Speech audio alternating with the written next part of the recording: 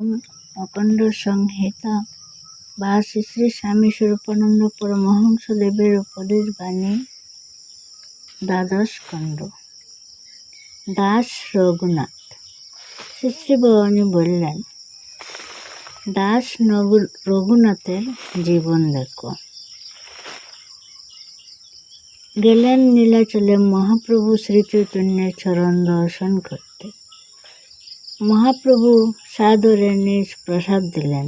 রঘুনাথ ভাবলেন, এই পরম উৎকৃষ্ট প্রসাদ প্রত্যহ পেলে শেষে জিহ্বার লালসা বেড়ে যাবে।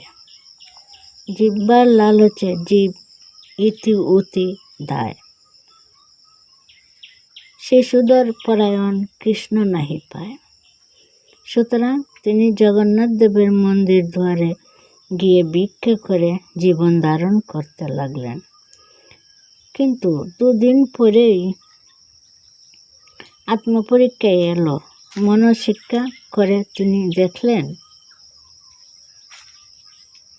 মনসমীক্ষা করে তিনি দেখলেন ভিক্ষুকের মনোভাব আর গণিকার মনোভাব তুল্যরূপ। এই যে মানুষটি আসছে তার কাছে বুঝি কিছু মিলবে?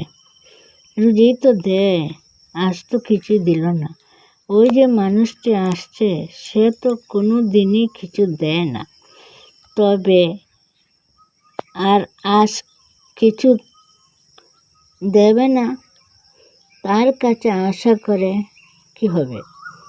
কিন্তু বাবা, আজ তো দরাজ হাতে দান করলে রে, ইত্যাদি। সাধক বীর দাস রঘুনাথ দেখলেন যে পবিত্র ভিক্ষা অন্যের এত প্রশংসা কীর্তন হয়েছে, সেই ভিক্ষান্ন নিতে গেলে লক্ষপতির একমাত্র পুত্র ও উত্তরাধিকারী রঘুনাথের মনে অপমান বোধ হয় না, কিন্তু আশা প্রত্যাশাহীন নীচ অবাঞ্ছিত চিন্তা এসে তরঙ্গ খেলে। তাই তিনি ভিক্ষান্ন পরিহার করলেন